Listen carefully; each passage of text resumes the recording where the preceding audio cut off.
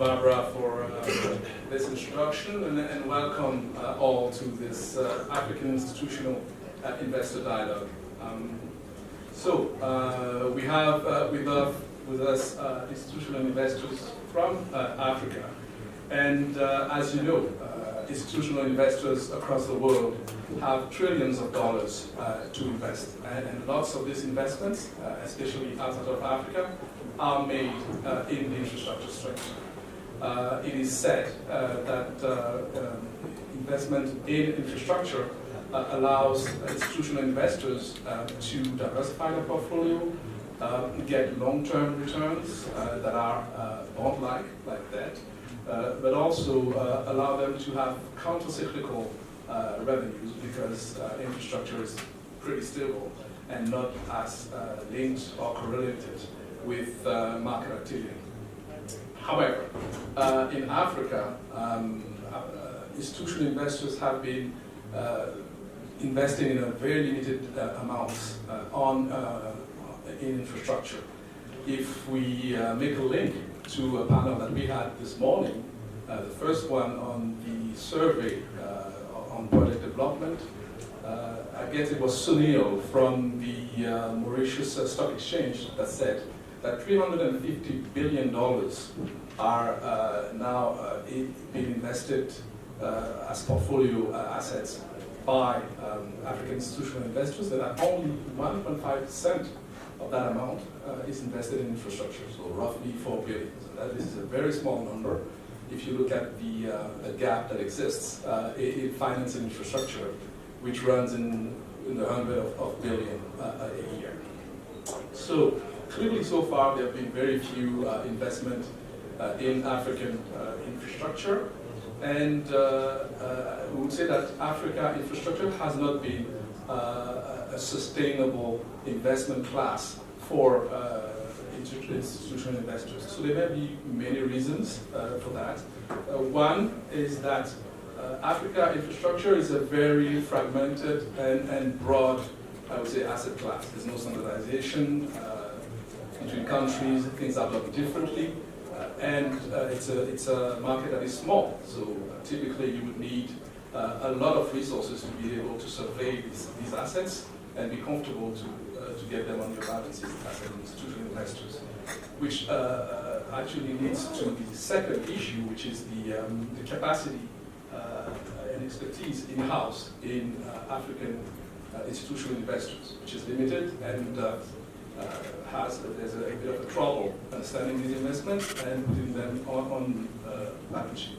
Finally, the pipeline, which is limited but inadequate. Once again, a few panels this morning stressed the necessity of having investment that are structured in a palatable way for institutional investors, and that's not the case. So there are many reasons that we can explore, and I think this panel will help us to do so. So let me introduce our very distinguished panel.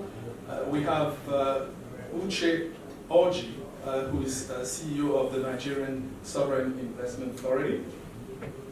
We have Aldo Tembe from the Pension Fund Management Company of Mozambique. We have Richard Derugaba, who is CEO of the National Social Security Fund of Uganda. We have Pat Demba Diallo, who is head of investment in TIC and infrastructure for FONSIS, the Senegalese sovereign fund. And we have Vinay Rambarasa, who is director of investment for the National Pension Fund of Mauritius. So a special thanks to our panelists who made the effort of coming here and sharing with us. Although I wonder whether we should thank them or they should thank us for having brought them here in this wonderful place. Let's see. So now let's get started maybe. And I think what is critical to start with is for us to know and understand who you are, you African institutional investors, typically very discreet, you have a lot of money, but you interact with us quite in a limited fashion. So this is an opportunity for you and us to get to know each other quite well. And I would like each of you to give us in 3 or 4 minutes a quick overview of your fund, what you do, and tell us vis-a-vis infrastructure what you're interested in. Thank you. So let's start with Richard. Okay. So thanks for introducing me. I am the CEO of the pension fund in Uganda. It's called the National Social Security Fund. The fund currently has about 2.1 million members, of whom 800 are active, so the others will be pensioners. And we manage asset size now about $2.5 billion, spread over 3 asset classes. Fixed income, where we have about an allocation of about 77%. We've got about 15% in equities, both public and private. And then we do East Africa. And if you sort of look at the numbers, and I know that in dollars it probably doesn't sound as a big amount, but $2.5 billion is quite a big amount. Just to put it into perspective, that's about 10% of Uganda's GDP in terms of wealth. So it's quite significant. And the story I always tell is that every single day we collect the equivalent of about $3 million, and I need to find where we can put that money, because there aren't very many places you can put $3 million a day. And that becomes one of the biggest things. So our recent involvement, and I say recent because the electricity sector, or the energy sector, is quite limited in Uganda, or was quite limited in Uganda until 2001. When it was unbundled. And what happened is that they created a regulator, but they also created a distributor, generators, and then they also created the transmission. So there were 4 separate companies. And what then happened is that the distribution side was then privatized and given to a concessionee. So in 2012, that concessionee came to the market, and we basically participated. Initially, we participated as a minority stakeholder, and then in 2016, 2017, last year, we became a majority shareholder of the energy company. The returns have been absolutely fantastic. Participating as equity, we've been able to recover much of our investment through capital appreciation, and also through returns on dividends.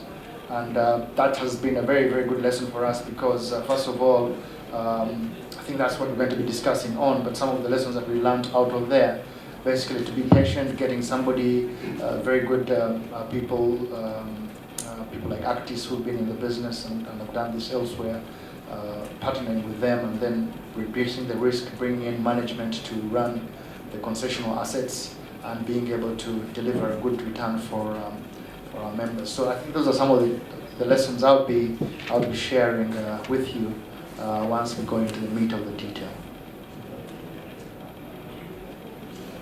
Thank you. Uche? Thank you very much.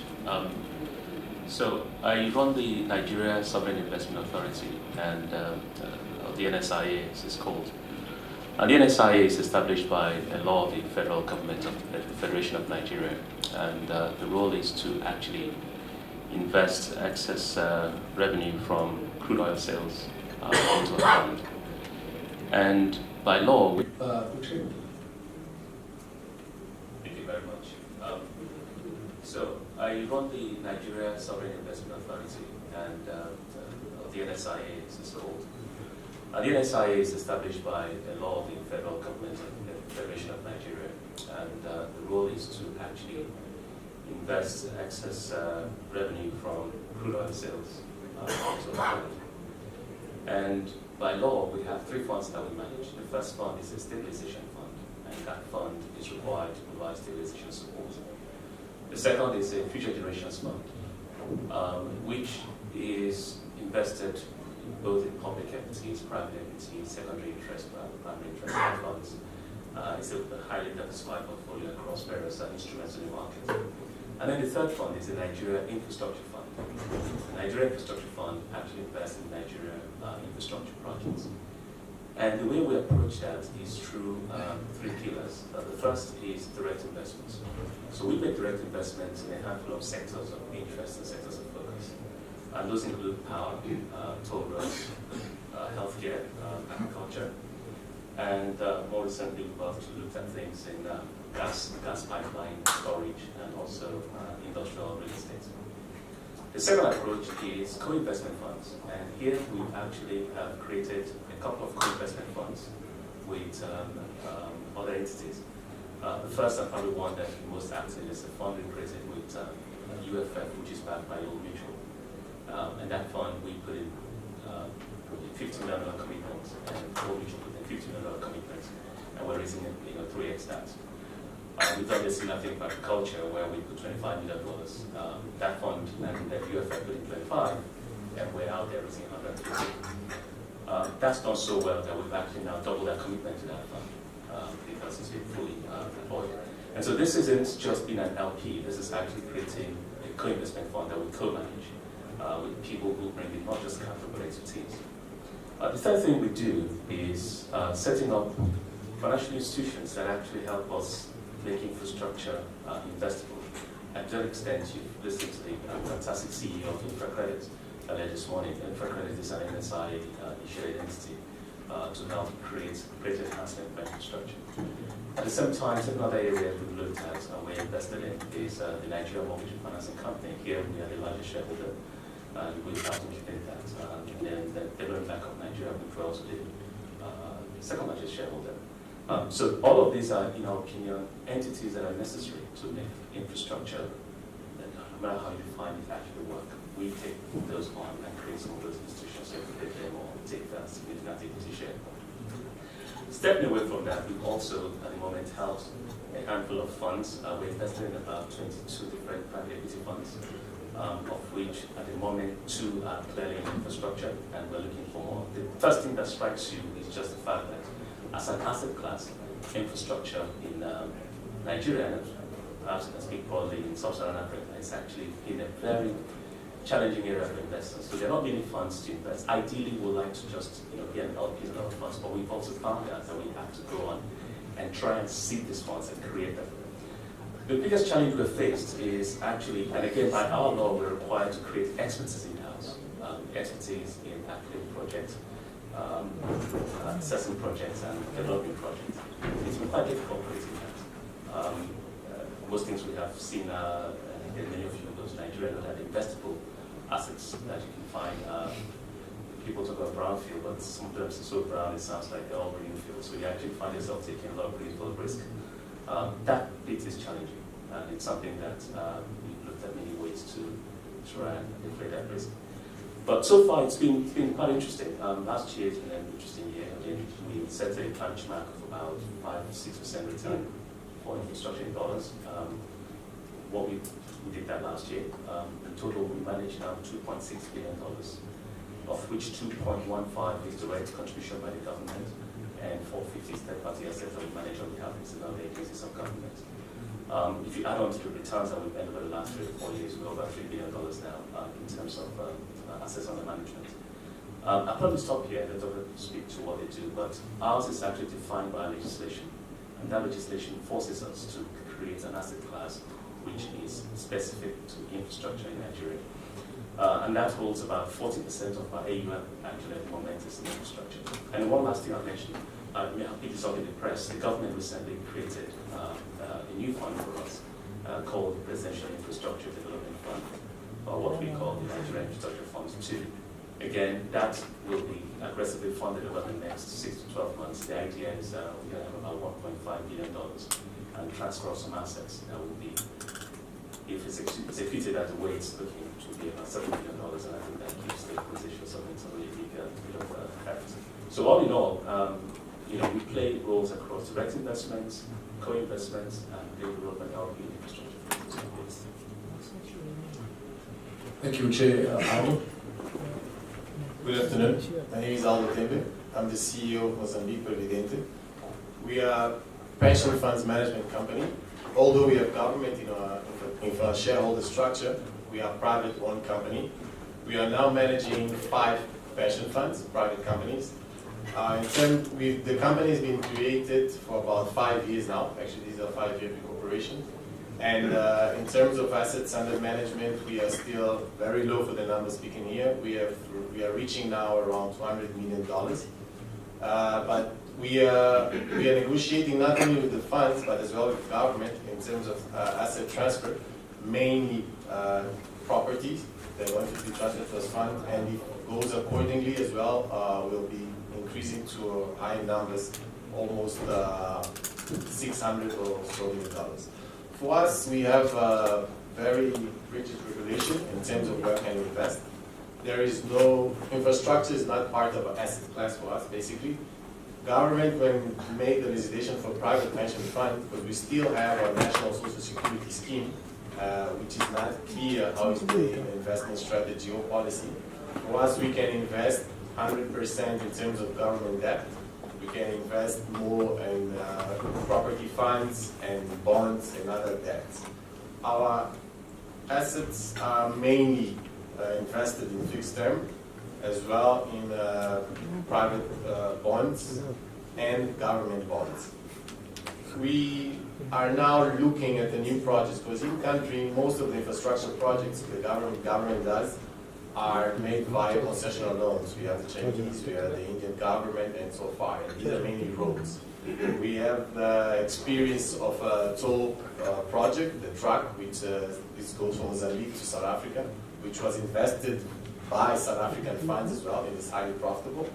And the government is now looking at new roads where they will make concessions. And this is the area that we're actually trying to start to look at. These will be, we are already looking at 2 projects like this, small amounts to invest, but we believe that this is going to be the experience, and we will learn how to invest in infrastructure projects itself.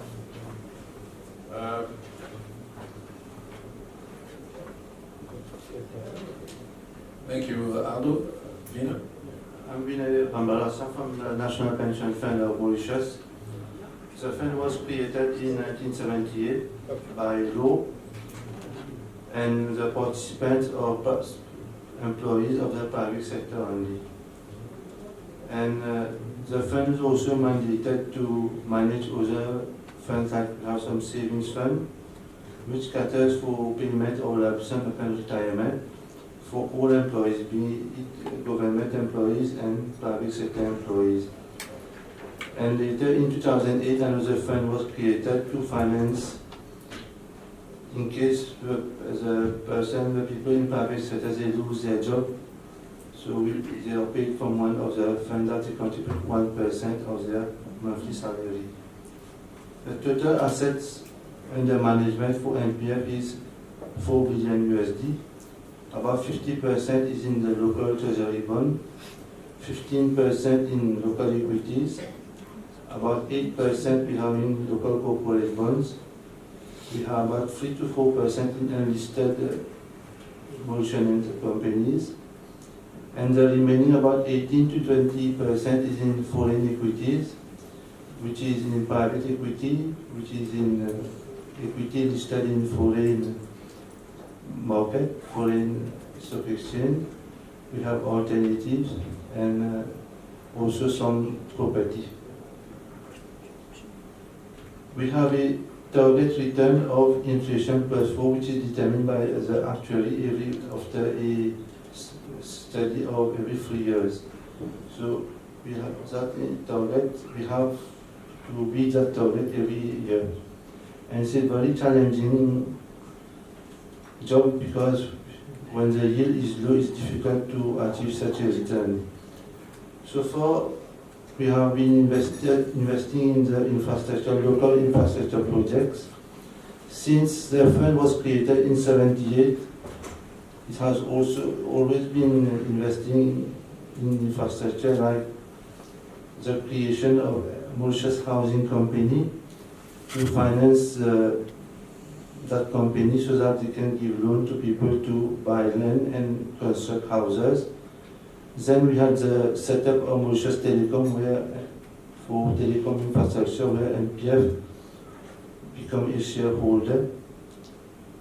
And in 2002, we had the creation of the Cyber City. And we invested in one of its subsidiaries, which is the backbone of the Cyber City, which is the Cyber Tower. And we invested about 5 million to 10 million USD. And today, that investment has created about 20,000 jobs in that sector. And we have also invested in the airport, in the electrical network, in the form of loans. On Africa, we don't have the expertise, we don't have the people here to carry out the due diligence, the legal expertise. And we invest through Trade Development Bank and Afrexim, because these people, they are on the ground, they know Africa, they know the infrastructure projects. So we rely on them to make our investment. And for example, we invested in TDB at an NAV of 6,000 after 4 years, and the NAV is 10,000 USD. So that gives you an idea where these institutions are. Thank you. Thanks. Thank you. Good afternoon, everyone. I know that you are very tired. It has been a long day. For some people, they arrived this morning, so we'll try to make it kind of not make you sleep. So I'm trying to explain to you and describe what is FONSIS. FONSIS used to be an identified flying object some years ago. Because when we talk about sovereign fund, usually people say, well, Senegal, you don't have any natural resources, you don't have any budget surplus, so how can you have a sovereign wealth fund? So thank you, gentlemen. So FONSIS was created by Amadou, who was the first CEO of FONSIS. And we were created by law in 2012 with 1 billion in capital, asset transferred mainly by the state. And we have been privately incorporated in 2013 and fully operational 4 years ago in 2014. What we do, we know that we don't have any budget surplus. So we have defined that we'll be a strategic investor, meaning that we'll invest with partners, be they foreign or local. So we'll be the anchor investor. We'll also develop projects in areas where we need, let's say, to be scouting, where it's not key for private money to come in. So we will be the first to go in and then enable the private money to flow in later on. And the third part is restituting the asset from the government. We all know that the government, they are not good asset managers, asset owners. So that's why in our capital we have transfer of asset from the government of Senegal. And so this is the strategic investor. But luckily, we have oil and gas now in Senegal. So we will be managing the Future Generation Fund in Senegal. So it's decided by the president. And last week there was a national debate around how we're going to use the oil and gas revenue. And so FONSIS will play this part. So we co-invest, we develop the restructure, and we do it in all sectors, with an emphasis on agro-industry, infrastructure, transport, energy, ICT, and what also I call social infrastructure. I love that. This is health, education, and housing. So these are our main areas of focus, but we do look at all sectors. We are 4 years old, so we are very happy, we are infant. In terms of investment, we have the project in which we invested, the total amount is around $500 million. So it's in energy, solar plant, it's in health, in agriculture, in tourism, so hospitality. And now regarding some details, I will talk about that later. Thank you, Demba. So we have here a very interesting sample of institutional investors. We have three pension funds. We have two sovereign funds, which obviously are different in objectives. And what we would like to talk about is obviously how you relate to project development. And so, Demba, you mentioned that you at Francis do project development. So I'd like to know, how do you implement this, considering that you have limited resources, you probably have limited staff? What are you looking for? Financial return, economic return? How do you measure performance? And since you brag about your project development returns, have you ever closed any deal as a project developer? Thank you. As I used to say, in Senegal, we have the three P. We have the place, the people, and peace. And these are our main assets. And around that, we say, okay, what are we going to build? So, as we don't have any revenue, what we say that we have assets and we have needs. And when you have needs, it means that you have a way to build your project to attract other people. So our first mission was to attract foreign money and local money into the project. So this means that we have to work on our skills of developing project. We can develop project in with private investor. For example, if I take the example of solar plant, an investor came to us, a Senegalese entrepreneur from the US. We worked together. We did the structuration of the project, we did the development, and we bring in Meridian, and then Proparco for the debt. This morning, Emmanuel talked about this project that we did in 6 months. It was this project. Everything was done in 6 months, and we had almost 80% of the project financed by debt by Proparco. Because we worked with the government, we worked with Senelec, and we were able to bring all the stakeholders to agree on a framework that will work for equity partners and debt partners. So this is an example of development that we did in Sintumere. In the same area, solar plant, we work with IFC, scaling solar. So we were part of the project at the beginning of IFC, and we issued the tender, and Francis will have 20% of share of the two plants that will be developed. The third one is not allocated yet. Another example, which is not infrastructure as we said, it is a pure development in terms of scouting, which is in the health sector, where we did a development in a SPP we owned 100%, and we did it by investing in medical infrastructure in the public hospital. Everything related to digital imagery. Because the idea is to see how we can improve the health infra by bringing private money in there. So Francis, as a sovereign investment fund, went there, and so we will pave the way so that we can have private money in there. So these are two examples where we did the development on behalf of a Senegalese entrepreneur and bring in foreign money. And the second one where we will pave the way so that we can bring private money into the health sector. And there is the pharmaceutical also. Thank you, Amadou. Yes, because he was there. So the pharmaceutical example is an example of where we developed an industry that did not exist in Senegal. And it was the entrepreneurs in Senegalese. Francis will invest, and we bring local investors. All investors are local. Two foreign investors. But this is family offices. They invested in this industry of pharmaceutical, and by doing so, we'll be able to stop importing, and then we'll export in the surrounding countries. So thank you, Demba. You did close deals as a project developer, so we'll welcome you in the Association of Project Developers. We're the Africa 50 of Senegal.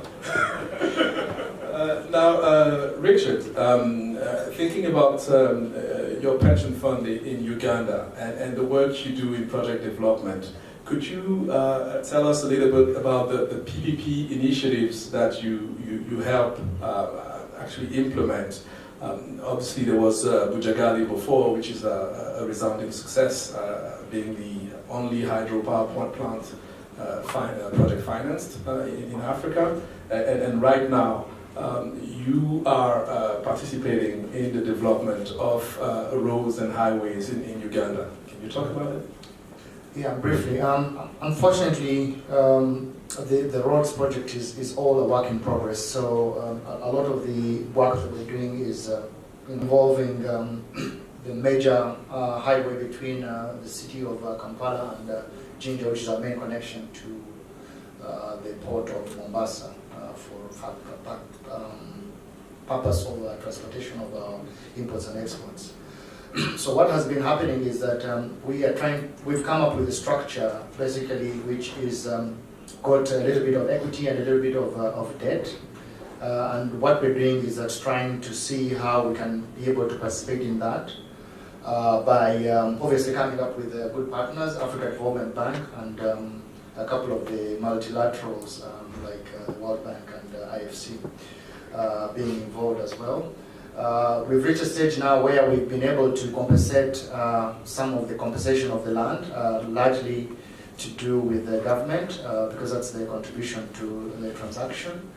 And then the next phase is to begin raising the fund. We've had a couple of workshops on the structuring side, with a view to getting in some guarantees and some way of mitigating the risk within the projects, including insurance, and also making sure that there is a way of also collecting the cash, because one of the biggest disadvantages for us is that we do not have any road toll at the moment. There is one that has just been built by government with the cooperation of the Chinese government, but it hasn't started collecting the funds yet.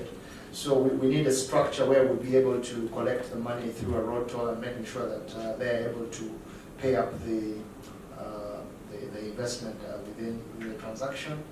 Also, there will be a huge amount of work that needs to be done, especially with the public, sort of getting them onto the side, making sure that the interest risk, exchange rate risk and interest rate risks are also mitigated in terms of the market. There's also the whole issue around the construction risk. Some projects in Uganda haven't been very, very successful, especially going out to tender. There seems to be a lot of either corruption or a push from the contractors. So making sure that whoever gets involved in the construction of that is done. But specifically making sure that we package the product so that we can reduce the risk and also bring a good return to our members in the process. Thank you. So we see that there is quite some good work being done by African institutional investors upstream, pushing product development. But obviously, the numbers remain quite limited. So there is a question here as to how regulation is crafted and may limit the impact of sovereign and pension funds. Aldo, would you want to take that question and that subject? Yes. In our case, our legislation was created based on mainly Portugal and Brazil, which are the nearest experience in Portuguese. Fair enough, in terms of the administration side, there's a lot of improvements and has influence for South Africa as well. But in terms of investment per se, it was very narrow. We can see that the legislator went on to basically saying that we must or we ought to invest 100% in every government debt that's been issued. We've been trying to have more clarity and to actually have more asset classes that are allowed in legislation. Because, for instance, we have been, via influence from Hubert, we've been trying to invest more locally in more unlisted companies and unlisted projects where we have a lot. Our country, our economy is basically 80% of small and medium companies, which they never heard and they will never know what the stock exchange is, but the need for finance is there. Due to the inflation that we have in our country, recently our bank rates went up to 35%, which is basically killing what you have in the industry. You don't have manufacture, everything is imported. We had an inflation to the dollar went to 100% and came down a bit. Now it's sitting, to this time last year, it's sitting basically on 40 to 60%. So we're trying to play a role as a pension fund that we can provide, be an alternative source of finance to local entities, local industry. But you find very a lot of issues in terms of legislation. How will you be able to invest in these entities without breaching what legislation allows? So we're trying to lobby to create a new asset class, basically to review the whole investment limits in terms of the pension funds. In terms of limitation, we do have a waiver. We can invest offshore 10%. For us, it's not an issue because we understand that we need to invest more in country because there's a lot that needs to be done. But there's no clarity in which asset class you can actually invest apart from government debt, from bond, listed companies, in property, and basically it sits on that. Thank you, Aldo. You mentioned one of the roles of your fund, which was basically to provide an alternative source of funding. And the role of African institutional investors is also, I guess, also to de-risk project development in that, one, they provide resources, and secondly, by their mere presence, they provide some halo effect where other stakeholders may find that the government is invested and has, has a stake, and has skins in the game. Uche, I think you play this role in Nigeria, and I would like you to elaborate as to how your investment have de-risked the infrastructure, but also the limit of that exercise in that it may create some trouble. Thank you. I would say that maybe I'll speak to the challenge of that first before I speak to the benefit of it. The challenge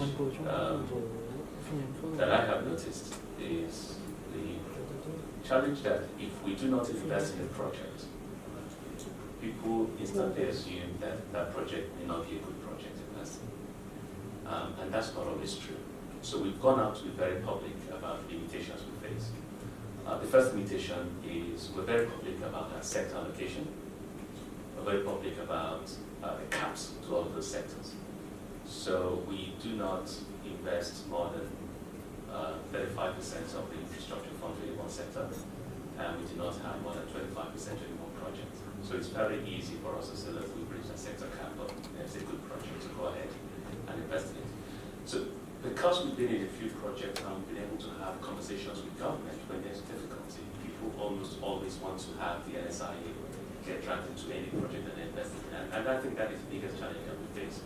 But let's flip and talk to the positives. The positives are the following. I'll give you some real examples because we've closed quite a few, and the problem with a place like Nigeria is that the bad projects are the ones that hit the headlines. The good ones also do, but bad ones actually make a bigger splash on the headlines. We invested in a gas processing company a while ago, and that was a disaster.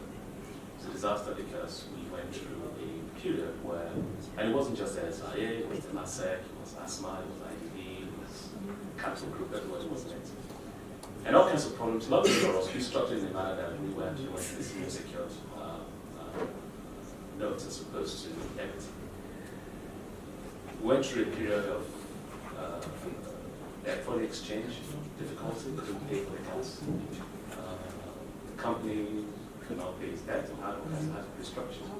And the difficulty they faced was, actually having access to talk to government. And there were all kinds of things also went into the council that we don't have to discuss. But the role the NSI played was in actually ensuring that the story was kept alive. Tough conversations with government is been structured, and I think, luckily for us, is back on its feet now. So it's always helpful to go in with a partner like the NSIA in places where, especially in regulated assets, where you tend to sometimes run into some really difficult challenges. But we cannot, as the NSIA, be in every project. We cannot be in every project, and that tends to be the big challenge that one faces. But there is no doubt that there's some premium to your presence or our presence in various infrastructure projects. The second thing that it does also is we as the NSIA see ourselves as having access to the best assets, actually. So I'll give you an example. Healthcare, we closed 3 projects earlier this year, in March this year. And these are some of the prime projects that you can have. This is co-location within teaching hospitals for specific areas of therapy. Create the terms with we are going to commission those projects between December and January this year. Just a few of the numbers alone based on what we've seen things in the past time. But to have access to the best assets is probably one of the other advantages that being a governmental institution brings you. Having said all that, for the NSI to play that role, the NSI needs to remain that knowledge broker. So the NSI also has enough attachment from government such that we feel, or make you as an investor coming into the country, feel that we also share the same risks that you share.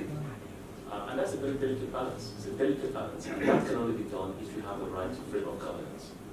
And this is where the NSIS Act helps it. On the one hand, the board is purely independent. None of the board members represents government. The management is selected through a transparent, competitive process with incentives to make it happen in the private sector. So it is really a delicate balance to be in both roles, but the biggest opportunity here is the fact that infrastructure in Africa still suffers from a lot of government interference, and having difficult conversation with government sometimes requires the government to investment agency to intervene. And that helps. But at the same time, to avoid the perception that any project we're not part of is not a good project, we are always very careful to say, listen, we cannot do any more power projects, we cannot do any more real estate project commercial, we cannot do any more of this because we are limited by our capacity. And I think that's very, very important. And let me step back to something I think you mentioned earlier, which I really want to add to. And this is the role we play in project development. We dedicated 1.5% of our assets under management for infrastructure and project development. It's not a lot of money, but gives us about $15 million. But what we have done with that is to leverage that. So, for example, in setting up info credit, we leverage that with pitch. So 50-50 share the pitch develop this project. We are also leveraging that with other people, and I'm hoping West Allen, I'm hoping that we fabricate into something like 50 in terms of developing a few key projects. But I can tell you that it is an area that is currently something that we see a lot of key opportunities. And finally, I'll probably speak to one key project we just signed last week, and this is with OCP of Morocco. One of the things that's really fascinating, I just kind of understand how Africa is still not several opportunities for commissions.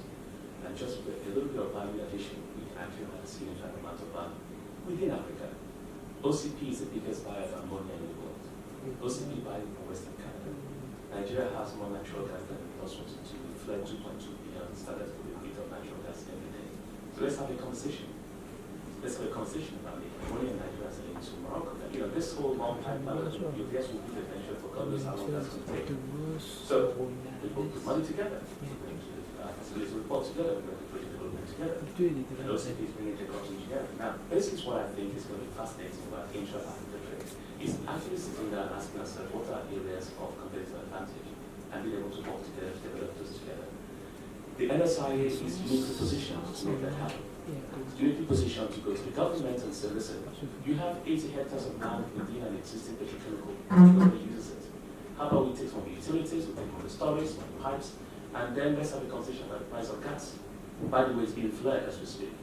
So those conversations are the things that make it quite fascinating. And I'm hoping that we will be very active with our small pots of project development to create more and more such opportunities that I think will make it attractive for people to invest. So there are three things we're looking for. We still believe our $15 million for project development needs to be leveraged.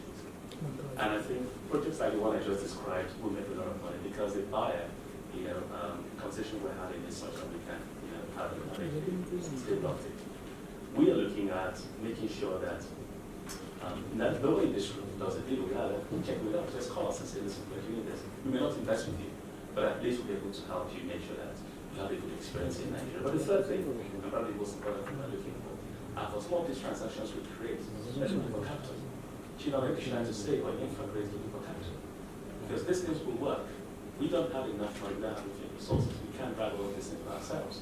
But we can get everyone together, pulling resources together, just by the fact that we have held the risk and you can be sure we will have difficult conversations with government if the need arises.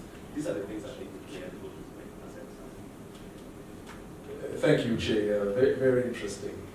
Now, Vinay, You have the longer running fund. You said was created in 1978. So it's been 40 years. It's been 40 years. 4 billion under management. We would like you to share with us and the others which have been in operation quite recently. What do you think have been the conditions of your success so far? And also, what, looking forward, what do you think you need to get to the next level, do more, and have more impact, especially in infrastructure?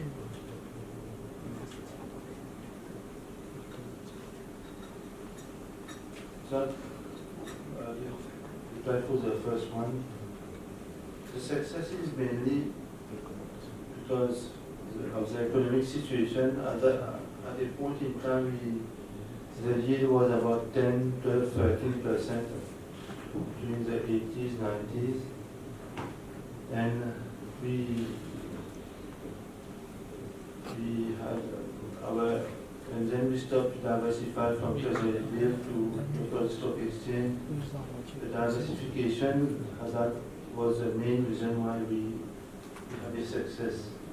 And the fund is growing at an average annual rate of about 8-10%.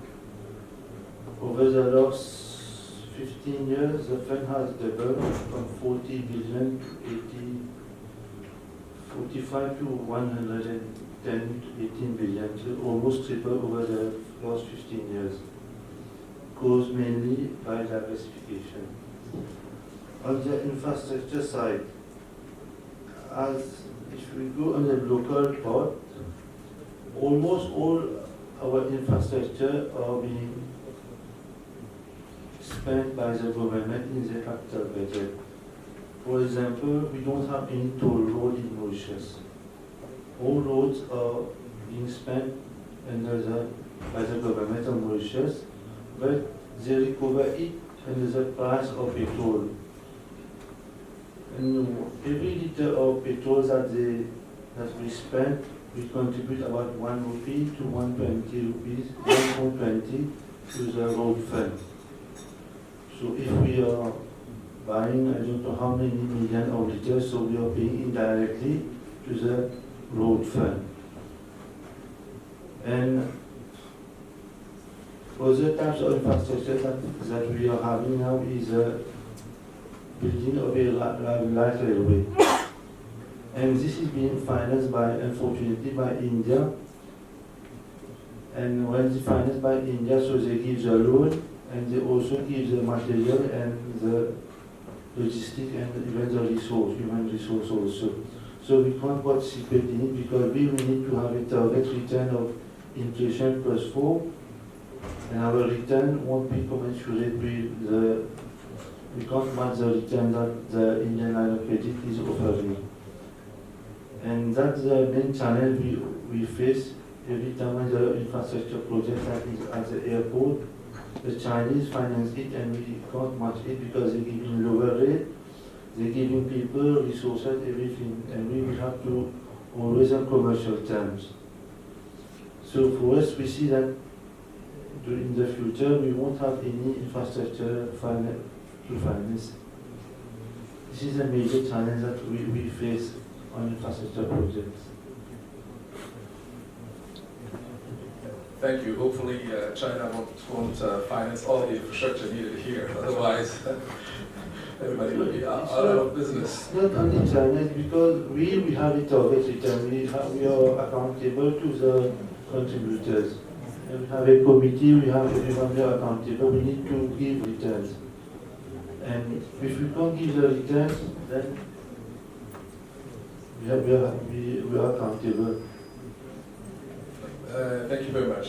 So we just have a few minutes left, and before we get your parting shots, I would like to turn to the audience and see whether there are questions.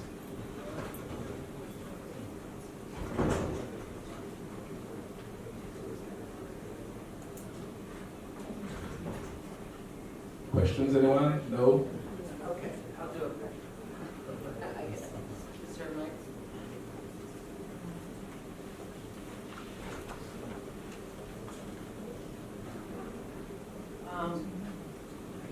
If we relate this discussion to the earlier panel on opportunities, what is the cost in your mind of infrastructure, as Vinay said, that the conditions of finance means that very little input is from African suppliers of equipment, perhaps the labor, even for construction, is not locally sourced. Engineers come from offshore. And if we think back to the issue of opportunities in building local ecosystems, building, look at Latin America. Mexico built the automotive industry because there was the Coconut Resolution in 1980, which mandated if you're going to sell cars in Mexico, you have to have local suppliers. And market share by government regulation was a function of the level of local content. Now, these are very controversial points, but there is an implicit bias within the development architecture that goes against the building of local ecosystems, both in terms of finance, risk mitigation, as well as local content of goods, raw materials, equipment, and people. So if we're going to think in and conceptualize back to the point of laying a foundation so everyone is aligned and they see the benefits within the context of national, regional, African development, is this something we need to be concerned about or not?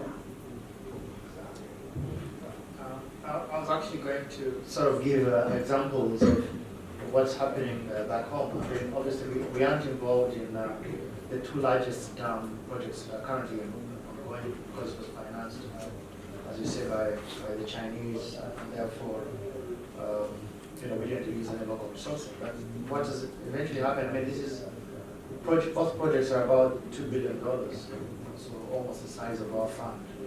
And what has happened is that the only amount of resources, money, that dollars of the $2 billion that we've seen is the salaries of the local porters, mark the words, not the supervisors, not the managers, not the technical skills engineers, because all of those were gotten from China, including the cement and the steel, which we could actually have done locally. So, the project is almost ending, and there's nothing that we can actually detect in the country that has actually gone out. So it's a real serious problem, and we're beginning to see a lot of pushback because laws have been put in place to make sure that I think 30% of any project must be local content and it must be verifiable. But that's 30%. It's very, very small. I think it's a big issue. Unfortunately, that's what's been available in the last couple of years with all this China push. Just to add a little, Alphonse, when we were talking about strategic investor, what we are doing also in all our projects, we are trying to have a local ecosystem. At least we say to ourselves, if the government has to invest billions or millions of dollars in infrastructure projects, we should end up having at least a company operating on the service side or on the provider side that will be able to be a regional champion.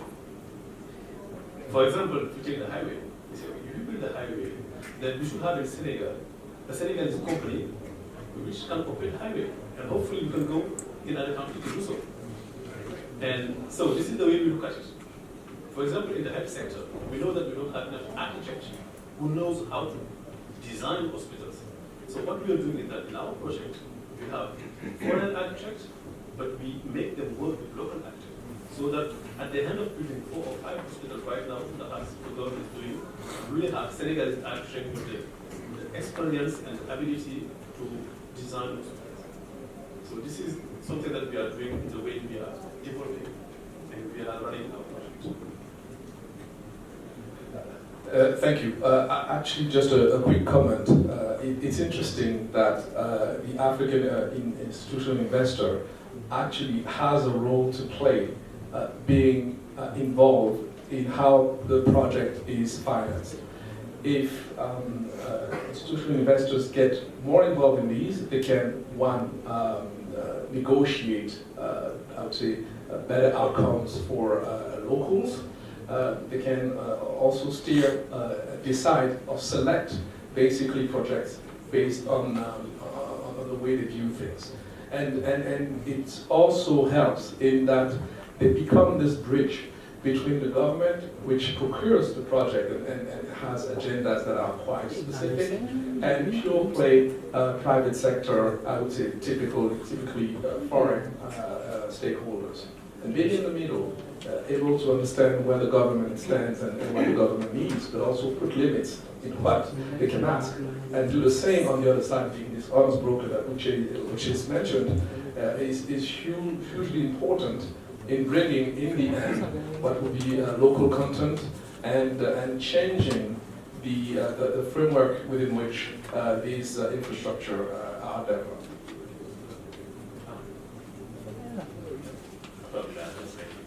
Sorry, see your basis.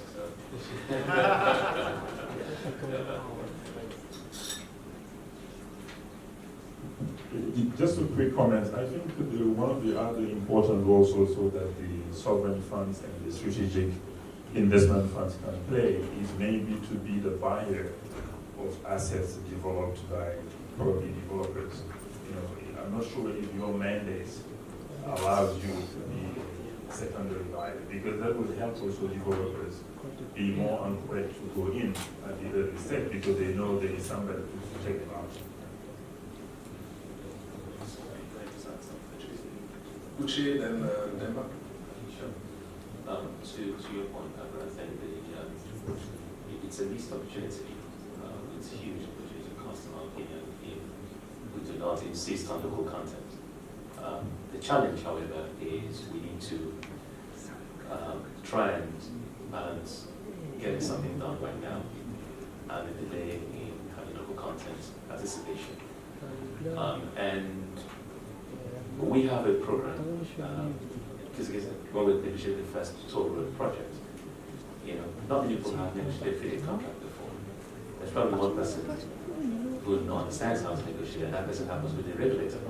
So he can't negotiate it for us, right? So we ask the regulator to step aside. We need to get people who can negotiate. And I realize that there are not many people who actually have the skills to actually get into the details of this. That you'll be surprised how many projects get delayed by the government side. Not because they don't want to get the project done, but because they don't know what to do. So you'll be surprised how many people do not have the resources on the government side to hire the right lawyers, to hire the right project advisor, or even pay their transaction advisor. So things just don't get done. Not because nobody wants to get them done, but because they're stuck. So one of the things that can be done is actually saying to the government, okay, listen, we will pay for your advice. So it makes it even more challenging. But this is the role funds like this on this table can make. Making sure the right advisor is over on that side. And then pairing it with somebody local, so that by the time, and we've had a fascinating experience in Nigeria, just put these guys on one of these things once. Second time, we don't need a foreign guy, right? So that starts to help, pick it up. So I think that the opportunity is there to try and get this system done. The second thing, however, really speaks to the heart of the challenge Africa faces, and that is the fact that basic industries do not work. Okay, so if you don't have steel, how are you going to then be the guy to fabricate the engine block for the vehicle, which is what makes it done successfully? If you don't have good education, how are you going to make it successful? So part of the things that I like what I've said earlier, the social infrastructure aspect of our investments must not be neglected. So NSI has 10% of its infrastructure fund for social infrastructure. It's everything from education, healthcare, and the other stuff. We structured them in a way that they also have the same sort of return expectation as commercial. I know that sounds fascinating, but the truth about it is we don't get there, but we force ourselves. So we set that goal and we force ourselves taking efficiencies out of some of the social infrastructure investments. There's a long way to go before we grow in being a credible local content provider, but we cannot miss the opportunity of forcing it. It's always a very uncomfortable conversation with the Chinese to have, but you can have that with other people, frankly. And I think it's something we insist on, and something everybody on this table needs to insist on, because you get only one chance to transfer those skills and you don't want to miss them. Sure, go ahead. Thanks for just bringing. I think, and this was the point I was just making to you about having regulators, the value we had. I mean, Uche's experience is very important. Now we've got a second experience. I mean, this is the Chinese. I mean, there's a big deal. You know, Nigeria is negotiating with the Chinese on infrastructure. 25-year deal. And when he came to my table, and I invited the government team, you know, when I saw the team, I wrote to the president, and I said, look, this has to stop for the next 6 months until we get a real team. You know, because, you know, the team that was going to negotiate with the Chinese, you know, probably didn't have the competence, you know, to be able to stand up to them, you know. But I'm in that position to take that. I'm not involved in the deal. You know, I just want it to be done properly. So that's what a regulator does. And now we have a team, you know, that can match the Chinese. And in 6 months' time, we'll have this deal done. So it's very important also, again, you know, to have regulators who come in there, you know, with an interest in the long term for all parties. Because just like the one you made, if the deal is too good to be true, you know, I mean, you know, give it, I mean, if the kind of problems you have with the, you know, Bujagali tariff, you know, give it, you know, one political cycle, it will come home to us, you know, the Tanzanian problems and stuff like that. So, you know, regulators play a very, very key role to ensure that the long-term interest of the country and all parties are taken, and then these things are durable. Thanks for bringing that point up. Thank you, Chief. Demba, we're out of time, so. Yes, just 2 sentences. First thing, advisory. In Francis, we spend 20% of our time doing advisory for the government. Right now, there is a big impact project, and Francis is on the side of the government, working with the government to make the project understood by private arms, and also this is the advisory to have the government to get the project on the right way. So this is also the role of a strategic investor. Now, to answer our discussion, in Francis we are looking at buying assets, we'll say it as an exit for the private investor where we will have the oil and gas revenue. So this will be the second stage that in 3, 4, 5 years of our plan. Thank you, Demba. I think we run out of time. We have more time. We have more time. No, and this is a really important conversation. Can I say something else? Go ahead. In full disclosure, I should probably explain there was an agenda for that question. Now, what is the agenda? We are working with the NEPAD agency to create what's being called the PETA Job Creation Tool. What is it? The toolkit is an online free service available to NEPAD partners and project developers, project owners, to estimate how many jobs will result from an infrastructure project, covering hydro, transmission, road, bridges, ports, ICT fiber optics, and ISPs. That's it for now. But this is an effort to quantify the importance of project design and increase the bargaining power of governments and project developers and looking at the trade-offs, you know, so that Doing business in Africa, you can't afford to be without Africa Investor.